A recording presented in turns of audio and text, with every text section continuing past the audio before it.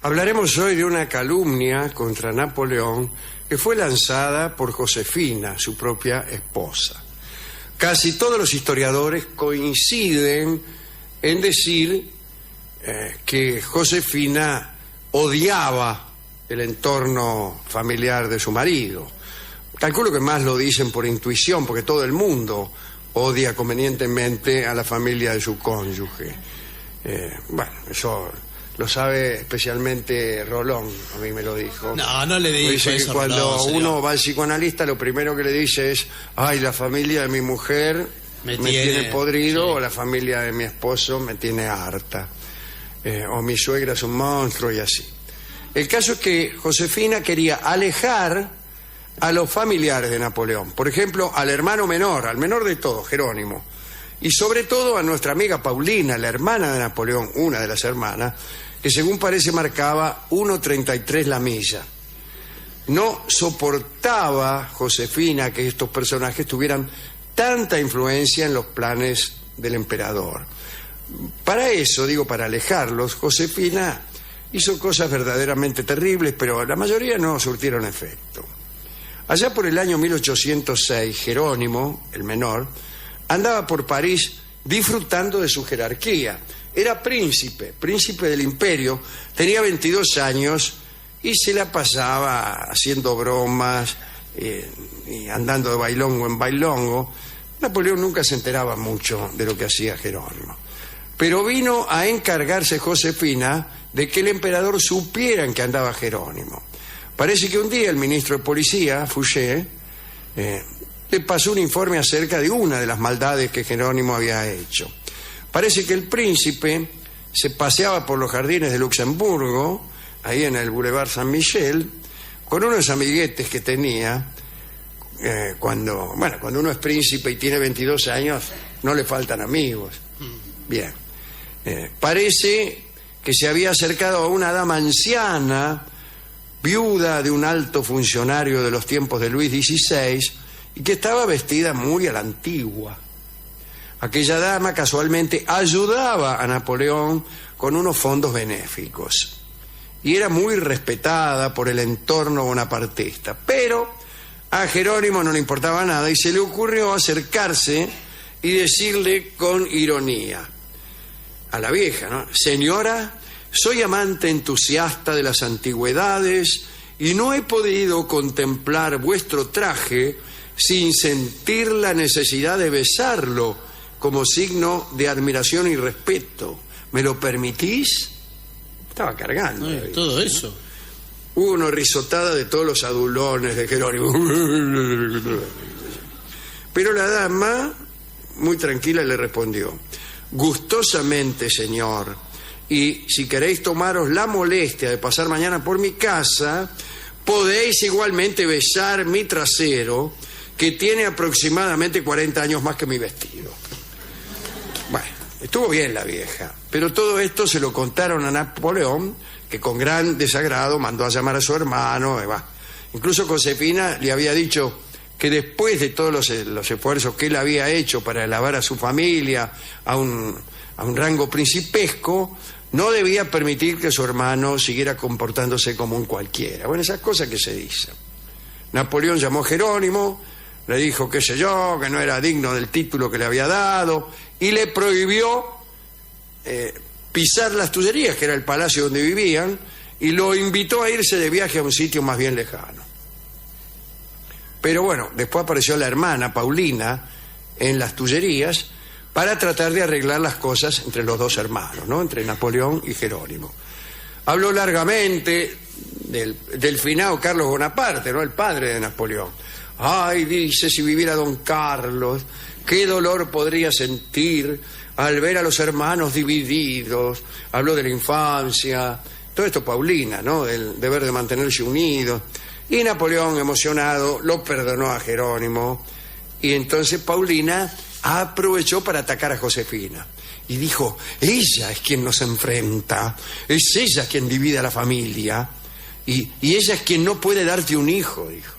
Bueno, efectivamente, hacía 10 años que estaban juntos, y Josefina no le había dado un hijo a Napoleón, por lo cual Napoleón estaba preocupado y se preguntaba si era él el que no podía tenerlo, etcétera, etcétera. Josefina fue informada de la visita de Paulina e incluso de todo lo que Paulina había dicho. Y entonces le agarraron unos celos profundos y enfermizos que la dejaron inapetente por varias semanas, de modo tal que se veía tan cadavérica que tenía que maquillarse y pintarse para poder andar por la corte. Y después el rencor despertó su imaginación hasta la insensatez. E hizo lo siguiente. Había un funcionario de la Cancillería del Imperio que se llamaba Volney. Volney era un hombre que estaba más cerca de Josefina que de Napoleón. Y a Volney le gustaba el espíritu de la emperatriz, tenían una sincera amistad. Incluso vivía, como tantos cortesanos, ahí en las Tullerías, pequeño apartamento tenía. Un día Volney estaba conversando con un amigo, discutían de política, se abrió la puerta y entró Josefina. Y le dijo: mi querido Volney, soy muy desgraciada. ¿Qué es lo que pasa?, dijo el tipo. He sorprendido al emperador en los brazos de Paulina, su hermana. Directamente, ¿no? Y después de esta calumnia, se fue como rata por tirante. Cerró la puerta y dejó instalada esa frase ante Volney y el amigo. Los dos hombres no pudieron sostener esa frase en secreto y pronto se enteró todo el mundo de que Josefina había dicho que Napoleón Bonaparte se abrazaba con la hermana. Imagínense los enemigos de Napoleón que tomaron aquellos decires y los propagaron con todo gusto. Y desde entonces se dijo que Napoleón era incestuoso. Entre los borbónicos empezaron a inventar detalles. Se contaba que Paulina solía decir que nadie debía negarse ante las voluntades expresadas por un emperador y que ella era la primera en aceptar aquellas voluntades, incluso las más oscuras. Un tal Monsieur de Semoville decía que Paulina, de la que había sido amante, bueno, como casi todo el mundo, un día había exclamado: estoy muy bien con mi hermano, se ha acostado ya 2 veces conmigo. Y empezaron con eso. Pero el asunto fue más lejos. Un inglés, Louis Goldsmith, publicó estos decires en un panfleto en Londres. Goldsmith no se contentaba con poner a Paulina en el lecho de Napoleón, sino que agregaba a otra hermana, a Carolina. Incluso algunos partidarios de Napoleón, cegados por la admiración excesiva, se alinearon involuntariamente entre los calumniadores al intentar disculparlos. Uno de sus partidarios escribió: si el emperador es amante de su hermana, esto prueba que es un hombre superior a los demás y que las leyes de la moral, útiles para contener al hombre normal, no le son aplicables. Bueno. Hoy no existe ni un solo historiador que seriamente pretenda que Napoleón haya mostrado para con sus hermanas una gentileza fuera de orden. Pero la acusación fue explotada por los enemigos. Cuando Napoleón se enteró de lo que andaban diciendo, quiso saber quién había soltado por primera vez aquel infundio. Y le dijeron: Josefina. Esto enturbió todavía más las relaciones entre Josefina y Napoleón, y entre Josefina y la familia, etcétera, etcétera. Y muchos aseguran que fue la causa principal del divorcio, que llegó poco después, en 1809, y que desde luego Paulina y el príncipe Jerónimo se encargaron de auspiciar. Esto podría servir como una historia edificante, diciendo: qué sé yo, cuídense de la calumnia, porque la calumnia se vuelve contra aquel que la echa a rodar. Pero eso es mentira. La calumnia se volvió esa vez contra Josefina, pero en general no se vuelve contra su inventor, sino más bien contra aquel al que ha sido dirigida. De todos modos, como se ha dicho muchas veces, caían sobre Napoleón acusaciones más serias y verdaderas. Suele ocurrir que algunos príncipes aprovechan los infundios o las acusaciones frívolas para disimular verdaderos pecados. La mentira de Napoleón abrazando a su hermana alcanzó a oscurecer muchísimos y sangrientos errores que Napoleón cometió en su vida. Aquí mismo hemos sufrido esa misma calamidad. Algunos han preferido criticar a príncipes del pasado por los libros que no habían leído, o por los que habían dicho leer y no existían, o por las torpezas que cometían en los restaurantes, o por la falta de gusto en la elección de corbatas. Y de este modo se disimulaban errores que a lo mejor costaban la vida a muchas personas. Así que yo nunca he tenido simpatía por los que buscan frivolidades para convertirse en fiscales del universo. Bueno, ¿a quién dedicar esto?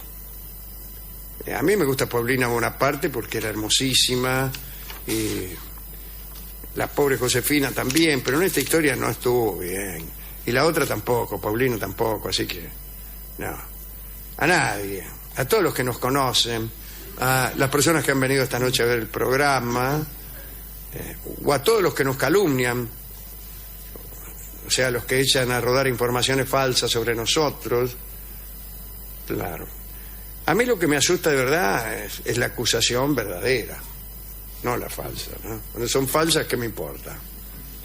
Bueno, hemos ido a la discoteca a buscar canciones sobre calumnias, sobre chismes, sobre mentiras, sobre maledicencias, y justamente el discotecario estaba conversando con un gerente de la radio acerca de la conducta de la hermana de otro gerente, que es la conversación preferida en los niveles gerenciales, a saber, conducta de las hermanas de otros gerentes que en ese momento no están o no forman parte de la conversación. Bueno, inquirido el funcionario nos respondió que tenía una milonga cantada por Edmundo Rivero que se llamaba El Conventillo.